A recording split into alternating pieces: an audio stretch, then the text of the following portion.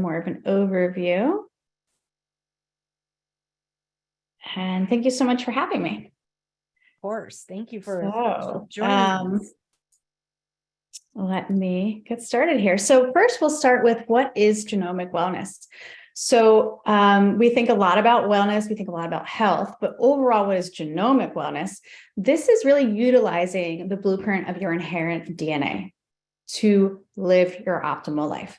So we often thought in the past that maybe we inherit all of these things from our parents, like our height, our hair color, everything from our size to our personalities. But it turns out epigenetics is really just turning the genes on and off in our life. So of course, you're born, you're not necessarily going to be taller or shorter, depending on how you live your life. However, so many other aspects of your life are determined by your environment, your physical and mental well-being, and particularly nutrition and sleep, and really all aspects of your overall lifestyle. So I talk about high performers a lot because this is my client base. So when we talk about high performers, they're kind of a little different than the average person because they have a larger sphere of influence. So I've worked with professional athletes who often have a team of people that assist them. Maybe they have a masseuse, maybe they have a mindset coach like myself, maybe they have a nutritionist or a dietitian on staff at their team or with their trainer. They have a personal trainer. They have a larger group of people around them. And then when you talk about people like executives, they have a larger sphere of influence simply because they're leaders in their space. So they're influencing more people. If they're published authors or they have a podcast, more people are tuning in and listening to what they have to say. So innovators and disruptors in their space, people that are really looking to make a change, these are kind of the client base that I serve. And the way that we really work with these individuals is to make sure that they're functioning in an optimal way each and every day. Because people that are high performers, if they are a professional athlete or they're an executive, they can't show up kind of 50%, right? They have to show up 100% each day, which is just, I think most people find out past the age of about 35 or 40, maybe they make it to about 45. But look at Tom Brady, right? He's still playing. And normally people retire much younger than him, but I think we kind of all have had a peek into his world right now. And he performs so many things. I know he does hyperbaric oxygen chambers. He does nutrition, certainly in line with his genetics. So he would never be able to stay on the field if it weren't for really upregulating all of his environment, everything he puts in and around his body to really be able to perform at his age, which of course is not old, but in his space is considered older. So when you have a space where people can thrive, you can actually really influence more people. So more people are looking at somebody like Tom Brady and saying, you know what, maybe this does have an impact. Maybe, I think some people will be turned off by not having nightshades, right? But a lot of people are inspired by that, and they can kind of lead the way for wellness in other individuals. So where epigenetics makes an impact, we'll start by looking at physical performance because it's something that we probably think of most days. You can't really get out of bed without moving your body, right? So upon waking, it kind of starts where your day begins. So living within your genetic guidelines allows for your fluency and your physical performance, even if you're not an athlete, right? Physical performance could just be as simple as doing a yoga class with some friends, or, just packing your kids' lunch and running off to the school bus a little bit late. So really, it could be in everyday events that we need physical performance. We also, in order to work perhaps long hours, or again, to play a sport for a living, you need that physical performance. And without living in the genetic guidelines, it becomes very challenging because there's greater risk of injury if you don't know what your training parameters are. There's certain SNPs that allow for greater muscle strength, greater muscle power, which In the future, I do see a time where we'll be able to kind of guide individuals into what sport they would be good at playing, or what way that they should move their body. We're already really doing that now. I work with clients to really see how much endurance they can handle, how much sprint they can handle. That's a big one that we look at. And really, sometimes people have elite athlete genes and they don't get off the couch. So we can utilize that. It also gives people that maybe a little more confidence to move into that space. Like, oh, I actually can become a runner, even if I'm 25 and I never really ran, because it turns out I have this endurance gene and I can run a marathon. And then really kind of just bring in another aspect of physical wellness to their overall wellness. And then we can also look at how medications affect performance.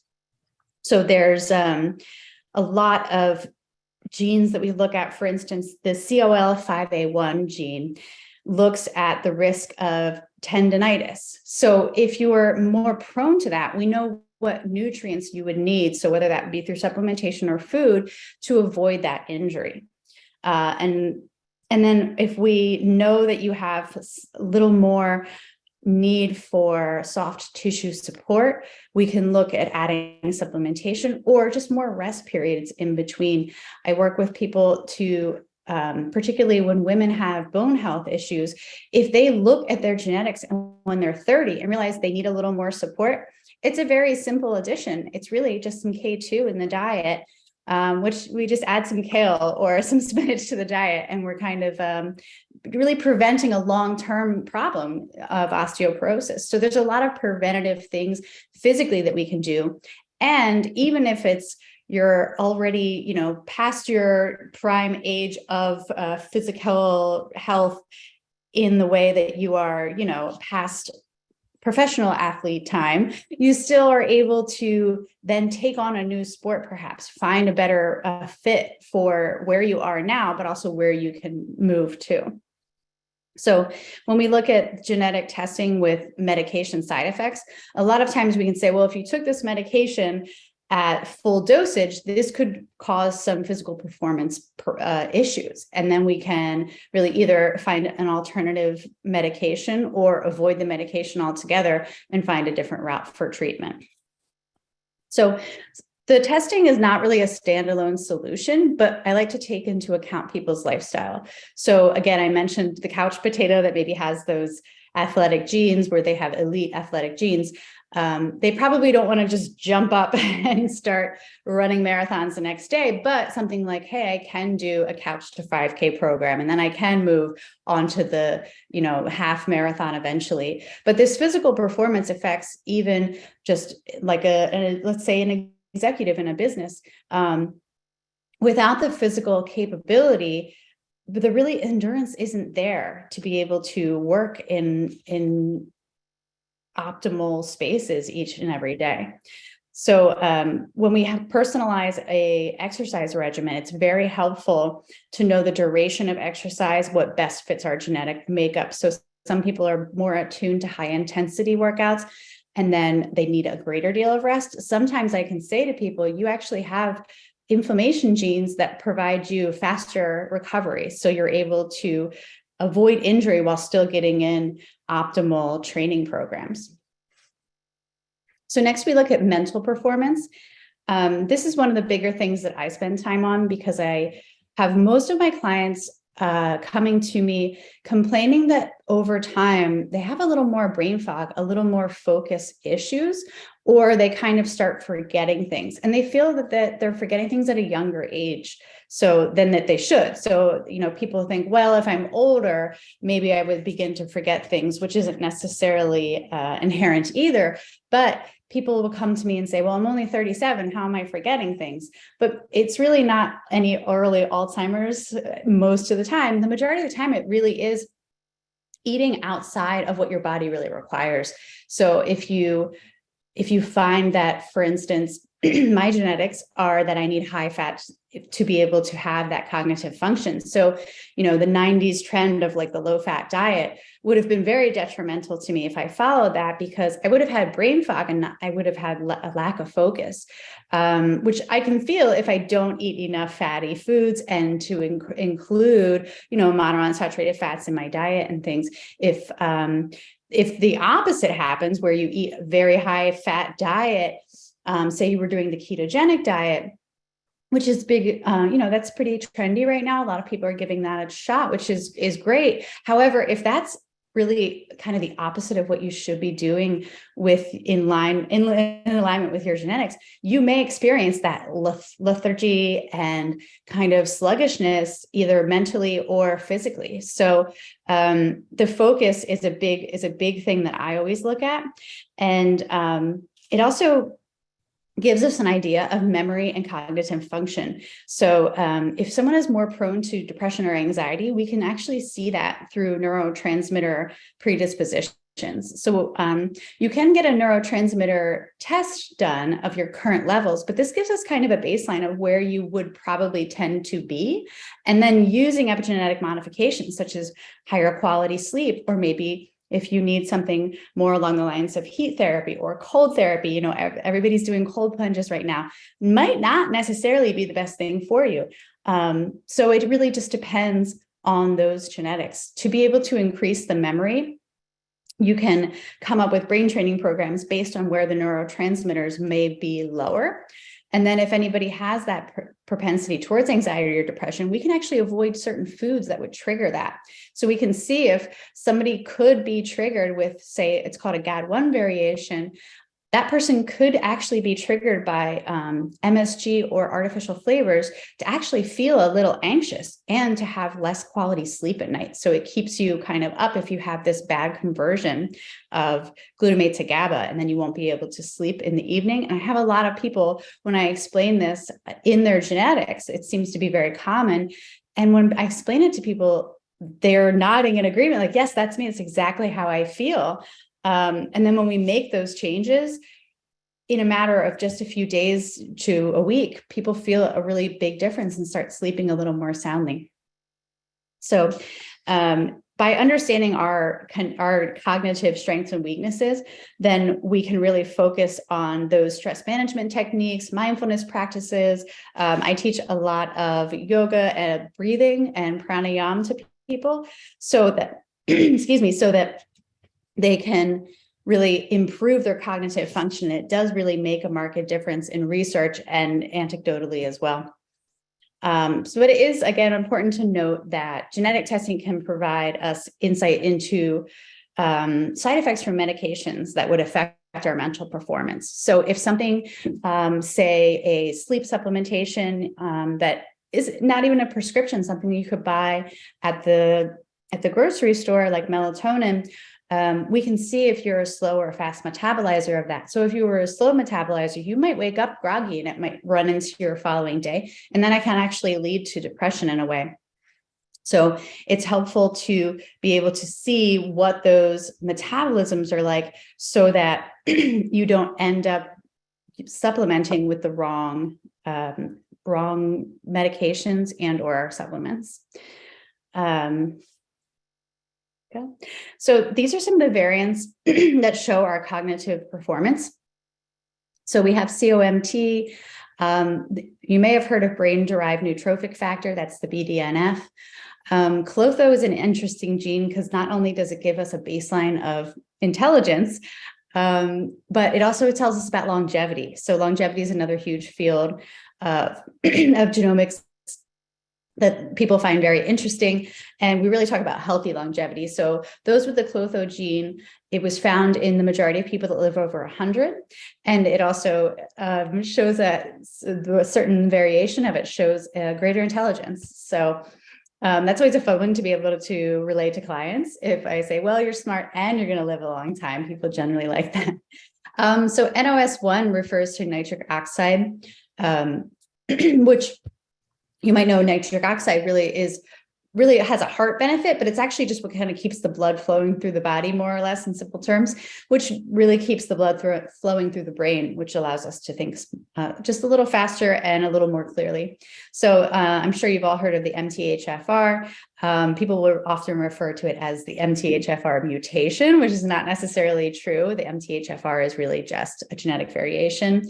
But knowing which MTHFR that you have a predisposition for, then we know where we can supplement and what types of folate or folic acid would be acceptable to your body. And then really, if you are able to supplement using the proper supplementation, you might find that your cognitive performance does enhance.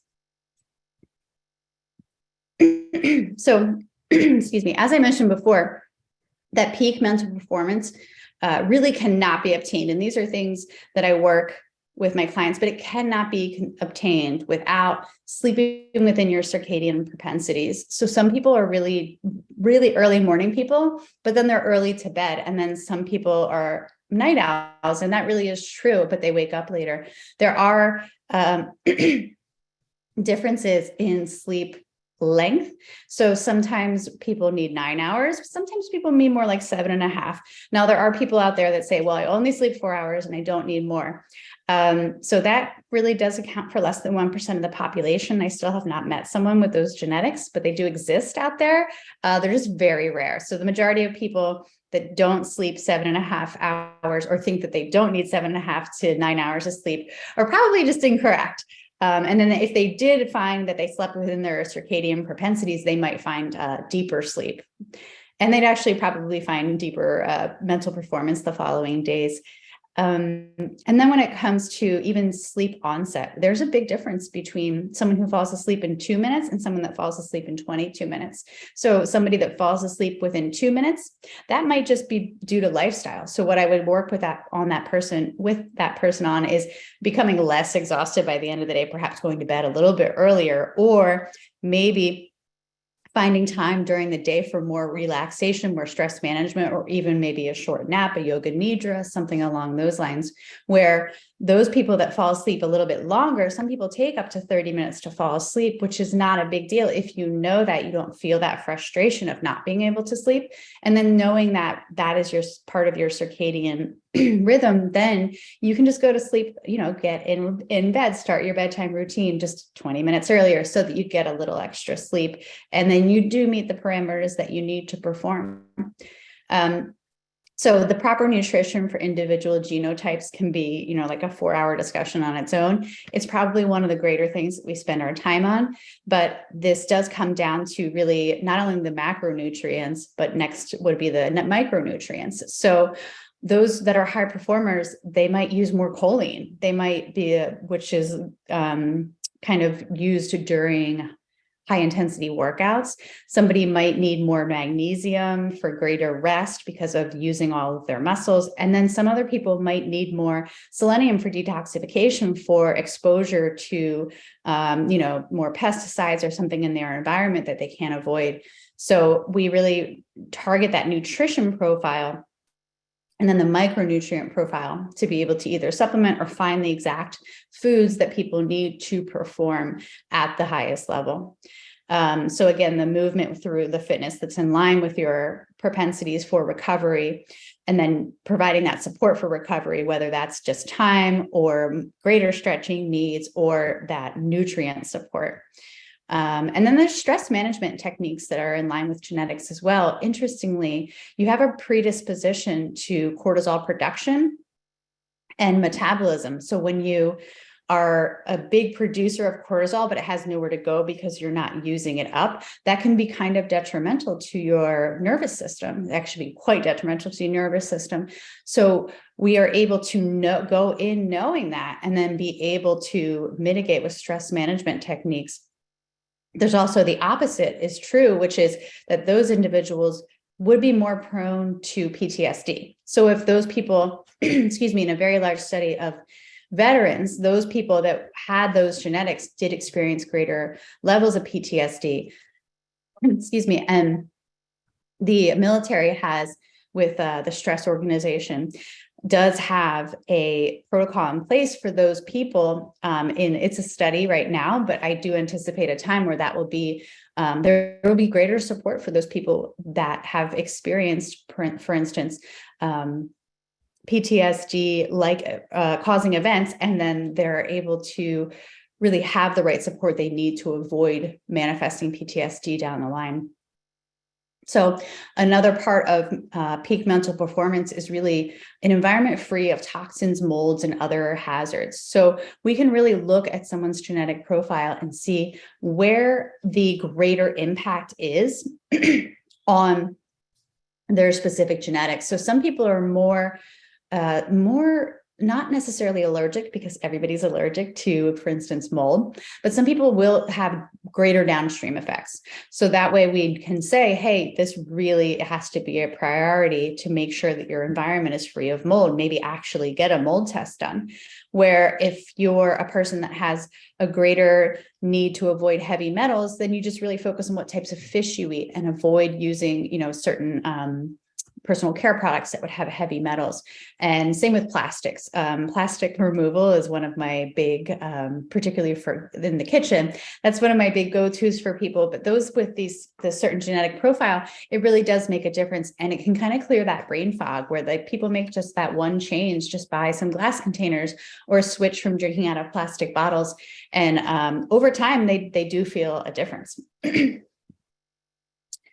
So when we talk about longevity and health, as I mentioned before, longevity is so kind of buzzy right now, right? I know there's a lot of talk about Brian Johnson and his idea to reverse his epigenetic age, but he's taking it to an extreme, right? We can say that's definitely not something that's probably feasible for most people because we simply don't have the resources for that.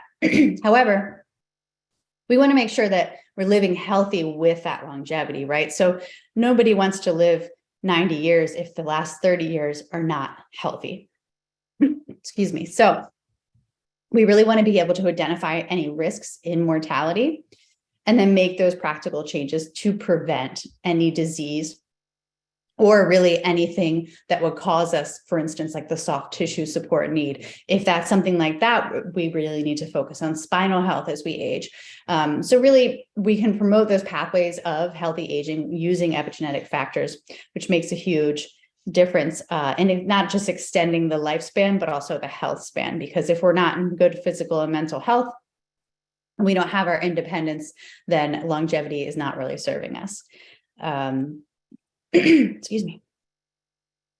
So again, here's a few places where genetic testing provides insight, but we can really get an overall picture of general health and well-being of the individual. When I go through genetics with people, I spend a lot of time asking them questions. How is this manifesting in your life? What does this look like for you? For instance, let's say nutritional needs. Do you eat gluten? Do you avoid gluten? How does it do with you? With neurotransmitters, do you feel like you have moments of, days of depression or just moments of sadness, which is normal? With hormones, how do you feel when you get stressed out? Do you feel like more angry at certain times when you're under stress, when you're stimulated from outside stimuli? And then again, the cognitive function and the micronutrients that I mentioned. So when it comes to genetic testing, we really are just talking about predispositions and not actual health outcomes. So this is just what your genetic predisposition is. But again, that's why I discuss with people what exactly we are looking at in their life. So there are, studies of twins are always very interesting, as you may know, that the one twin is in an environment that would, upregulate certain genes, and the other twin is in a downregulation of genes.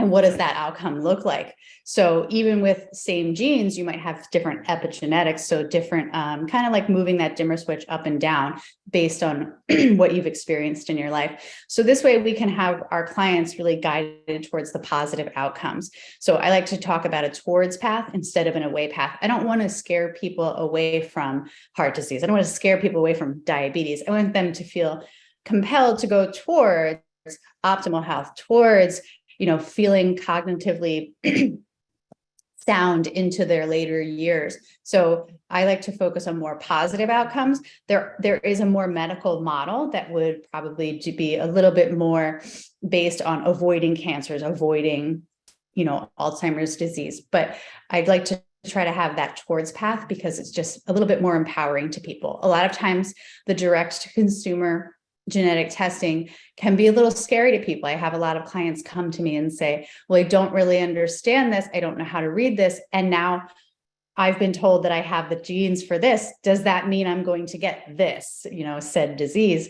And that's not at all what it is. In fact, this information can be quite empowering because I think a lot of people have probably heard from Thor, right? That he had his genetic test done in ApoE4. So this is a much stronger likelihood of cognitive decline as you age. However, it's not all negative. It gets bad press currently, but it's not all negative. There are not only protective factors, but living within those guidelines, you actually have greater cognitive function in your younger years and with the right lifestyle, avoiding certain things and bringing in the proper things such as exercise, the hard things. It's not necessarily a pill, it's exercise, it's quality sleep, it's quality of relationships. All of those things actually allow those people to live longer and with better cognition than the average person that doesn't have that genetic SNP.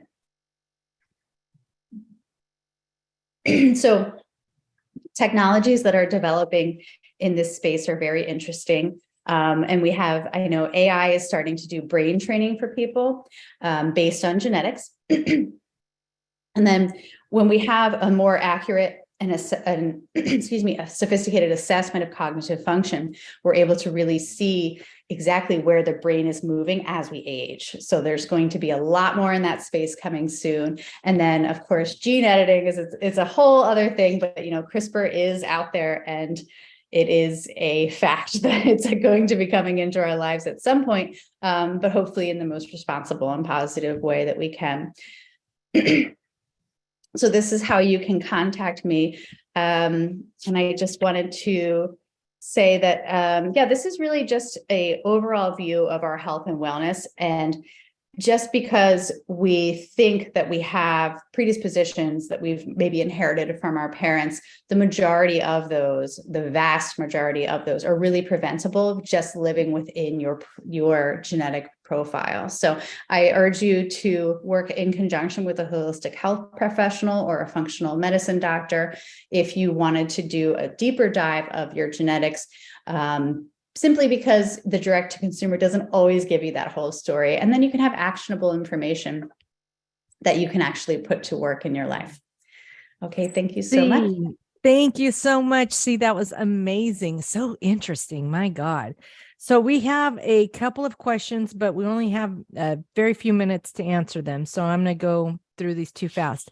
Okay. The first one is, do you work much with reversing clients' biological age?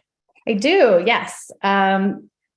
Not to the extent that, Brian Johnson is currently, but yes, I actually work with a company that tests biological age with the meiotic clock and the Horvath clock. And I actually just redid mine the other day. My epigenetic extrinsic age is 26 and I'm 40. So I work on it quite a bit. Awesome.